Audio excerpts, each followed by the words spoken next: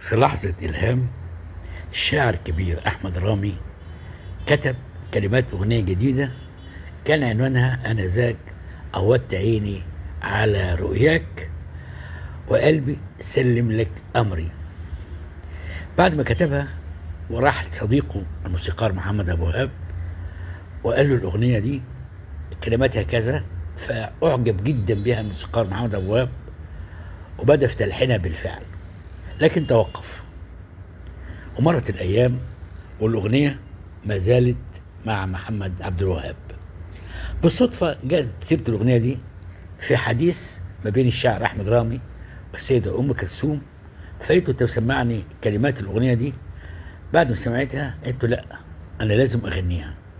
اتصلت بالمبدع الموسيقار رياض السنباطي اللي لحنها فورا. الحقيقة كان إبداع في تلحينه. الأغنية حققت إعجاب شديد جدا وأصبحت مثار الثناء والشكر، ومن هنا شعر محمد عبد الوهاب بالضيق، وشعر أيضا أن الشاعر أحمد رامي خانه، وأن السيدة أم كلثوم استولت على الأغنية اللي كانت من نصيبه. القصة دي انتشرت في الصحافة وبدأت تتحدث الصحافة عن سرقة فنية بين الكبار. الصحفي الكبير محمد التبعي مشهور بأمير الصحافة اتصل بالسيدة أم كلثوم عشان يسألها، فقالت له طب اسأل كده الموسيقار محمد عبد الوهاب الأغنية دي عنده بقى قد إيه؟ فلما عرف إن عنده بقى لها سنوات، الحقيقة توقفت الحملة الصحفية بعد اتصال محمد التبعي. الجميل بقى إن بعد فترة من خصام الموسيقار محمد عبد الوهاب بالشاعر أحمد رامي، حصل إن يعني مر الموسيقار محمد أبو وهاب بمأزق عاطفي عندما أصرت زوجته السيدة نهلة القدسي على الطلاق.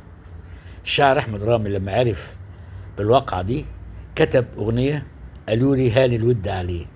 الأغنية دي أرسلها لصديقه الشاعر، أرسل هذه الأغنية للموسيقار محمد أبو وهاب فغناها. أسفرت الأغنية دي عن صلح مزدوج ما بين الموسيقار محمد أبو وهاب والسيدة نهلة القدسي اللي كانت مصرة على الطلاق، في نفس الوقت ما بين الموسيقار محمد أبو وهاب والشاعر أحمد رامي. الحقيقة يعني عودت عيني وأغنية قالوا لي هاني الود عليه دول أصبحوا من تاريخ الموسيقى العربية. كانوا شاهدين على زمن الخصام كان فيه فن، وفي نفس الوقت الغيرة كان فيها إلهام، والحب موسيقى لا تموت. إذا كنت عايز تستمتع اسمع الأغنيتين دول. تحياتي، أشكرك على الاستماع.